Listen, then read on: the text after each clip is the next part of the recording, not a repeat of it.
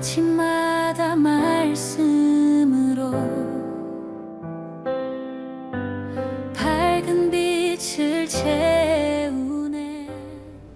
저희가 지난주 금요일 날 창세기 5장을 보았는데요. 이제 이 주말이 지나고 이제 화요일이 되니까 이제 6장, 7장, 8장이 지나가고 이제 오늘 마지막 9장이 됩니다. 그러니까 6장부터는 노아의 이야기였잖아요.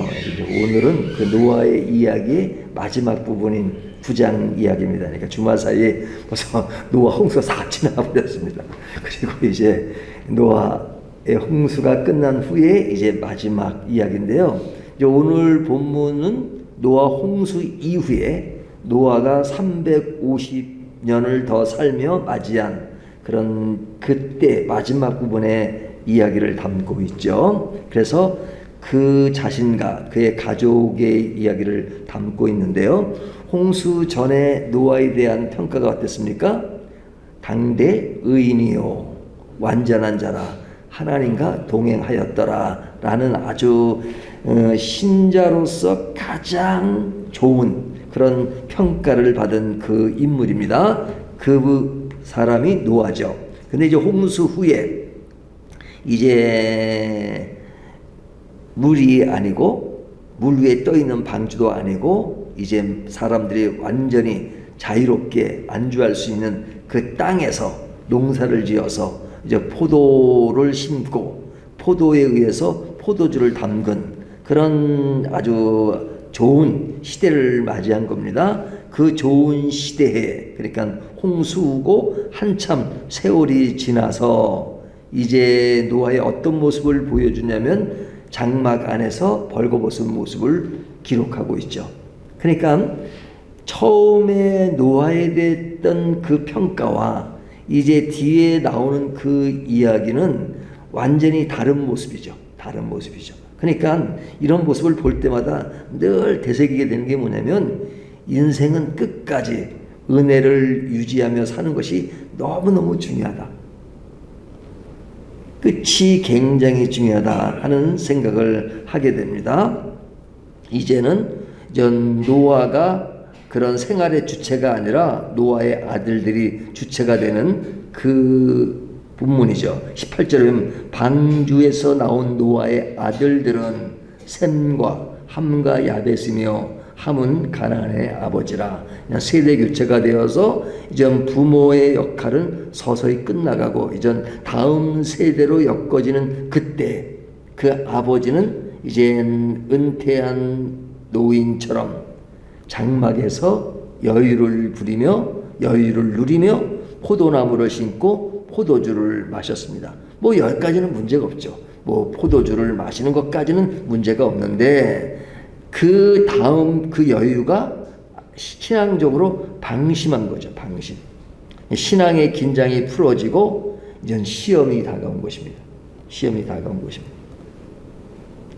그러니까 노아가 취하여 벌거벗은 사건은 홍수 전과 후의 변화를 아주 완전 다르게 보여주고 있죠. 그러니까 그 일로 인해서 그 다음 벌어지는 일은 굉장히 슬픈 일이 벌어지는 것이잖아요. 근데 이때가 언제예요?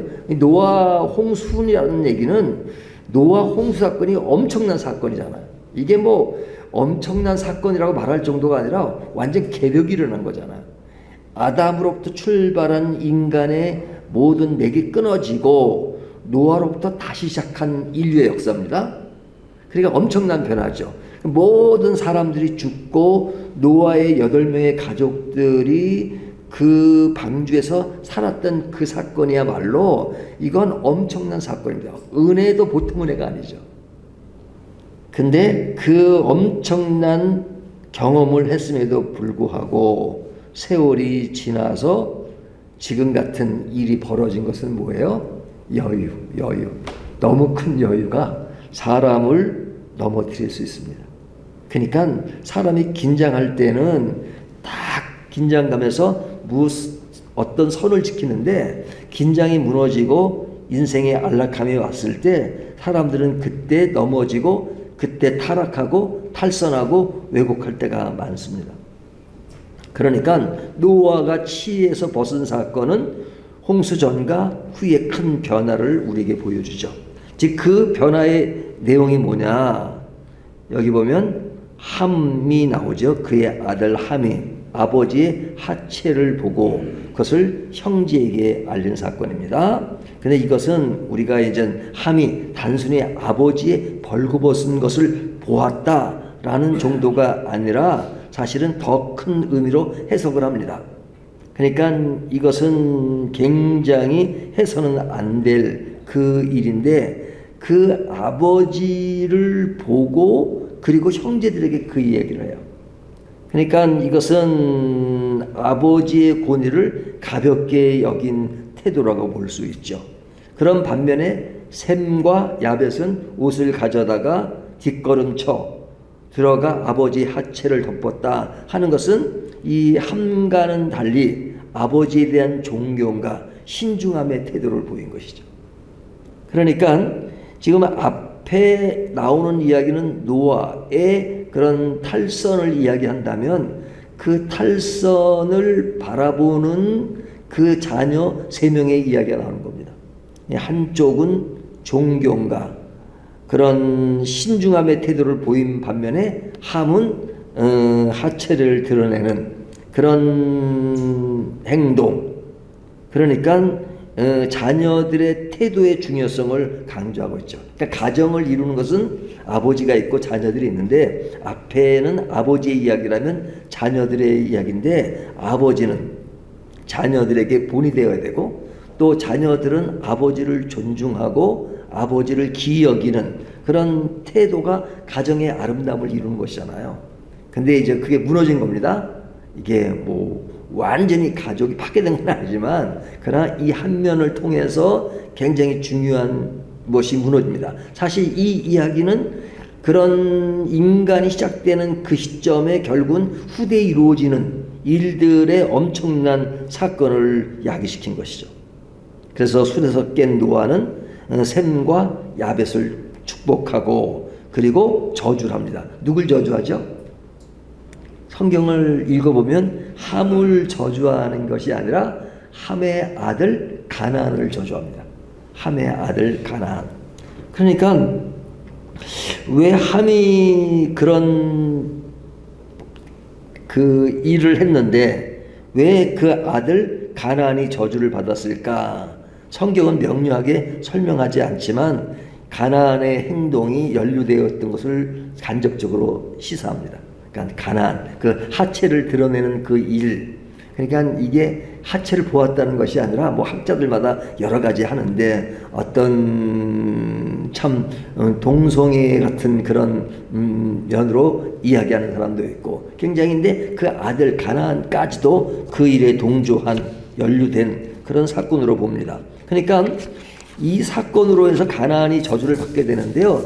가나안은 누구의 조상이에요? 가나안 백성이에요.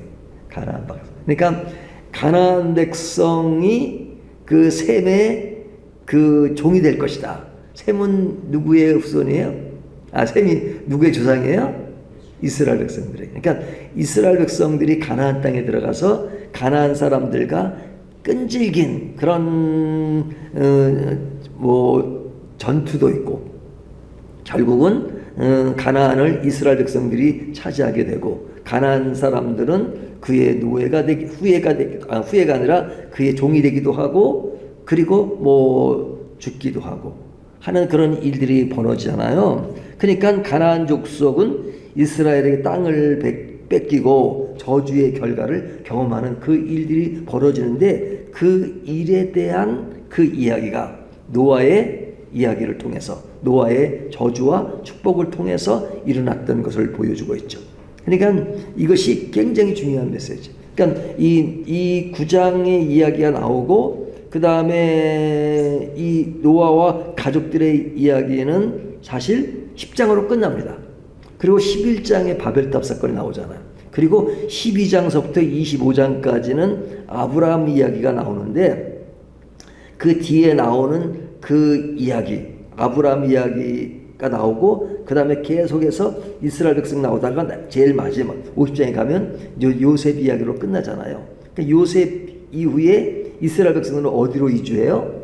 이집트로 이주하고, 그리고 이집트에서 이제 400년을 생활하고 이제 가나안 땅에 다시 들어가게 되는데, 앞에 아브라함 이야기는 아브라함이 갈대아 우르에서 하란을 통해서 가나안 땅에 들어가는 것이 나오잖아요. 그래서 가나안 땅을 아브라함이 들어가서 이제 이스라엘의 조상이 되는 그런 시발점이란 말이죠.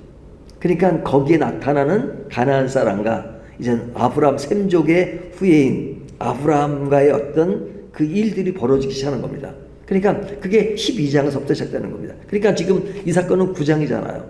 9장이고 이제 다음 장 10장, 11장은 바벨탑 사건이고, 그러니까 바로 사실은 얼마 후에 기록으로 지금 셈의 후손과 함의 후손의 이야기가 전개되는 거죠. 그러니까 그것에 대한 예표로, 이야기로 지금 얘기되고 있는 것이죠. 이것을 보면 참 인간의 죄라고 하는 것이 얼마나 무서운가. 홍수가 인간의 죄 때문에 심판이 이루어진 것인데, 그 심판이 이루어진 바로 그 당대에 다시 이런 죄의 문제로 지금 함과 셈의 후배의 이야기가 기록되고 있다는 것은 인간에게 많은 것을 생각하게 하죠. 인간에게 하나님이 무지개 언약을 통해서 내가 다시는 물로 심판하지 않겠다 하는 어떤 하나님의 언약이 이어지는 그 큰 사건 앞에 그 당대의 사람인 노아가 그런 추한 모습을 보여주고, 그리고 그로 인해서 셈과 함의 후손들의 이야기가 벌어지는 것은 우리에게 너무나도 많은 것을 생각하게 하죠. 그러니까 죄라고 하는 것은 그만치 무서운 것입니다. 죄라고 하는 것은 엄청나게 무서운, 죄의 싹은 사망이다 하는 말씀이 굉장히 큰 말씀이죠.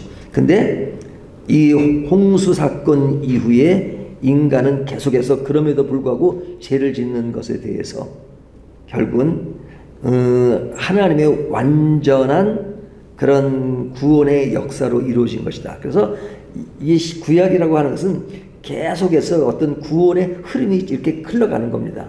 그리고 그것이 언제 완성되는 거예요? 예수 그리스도를 통해서. 그러니까 구약은 오실 메시아에 대한 예언이고, 그리고 신약은 오신 메시아에 대한 그 일이 진척되는 것을 보여주는 사건이죠. 그래서 신약이라고 하잖아요. 그러니까 결국은 예수 그리스도를 통해서만 온전한 구원이 이루어질 수 있다 하는 것을 지금 말씀해 주는 그 내용을 지금 초창기에 담고 있는 것입니다. 그렇다면 우리에게 가장 중요한 것은 이런 말씀을 통해서 참 죄에 대한 분명한 의식을 가지고 있어야 되겠다. 그리고 인간으로서는 늘 하나님의 어떤 그런 노아 방주와 같은 그런 은혜를 줌에도 불구하고 참 나약하게 인간은 쓰러질 수밖에 없는 존재다. 그렇기 때문에 하나님의 구원의 그 계획을 마음에 담고 예수 그리스도 안에서 나 혼자 개인으로는 온전해질 수 없지만 예수 그리스도의 십자가 안에 있을 때 내가 온전한 구원의 길을 갈 수 있다 하는 그런 그 신앙적 자세를 늘 마음에 간직하는 것이 얼마나 중요한가 하는 것을 이야기합니다. 노아의 삶은 우리에게 경고를 줌과 동시에 위로를 주십니다. 경고는 뭐죠? 아무리 신앙이 좋았던 사람도 끝까지 긴장하지 않으면 넘어질 수 있다 하는 긴장감을 주는 반면에, 위로는 인간의 연약함 속에도 하나님의 은혜의 언약은 계속해서 주어지고 끝에 예수 그리스도를 통해서 우리를 구원하신다 하는 그 위로와 경고의 메시지가 함께 있죠. 우리의 인생도 홍수 후의 노아처럼 긴 여정을 살아갑니다. 그런데 중요한 것은 끝까지 은혜를 붙잡고 생명을 존중하며 하나님의 언약을 기억하며 살아가는 것이 참된 신앙인의 길인 것이다 하는 것을 오늘 본문이 보여주고 있습니다.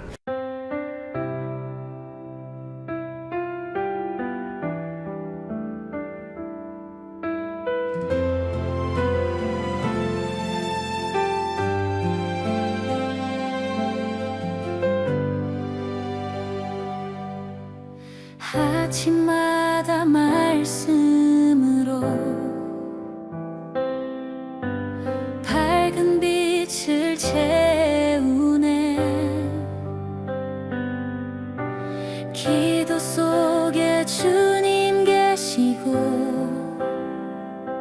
숨결마다 찬양 되네. 밝은 교회 그 이름처럼 세상 속에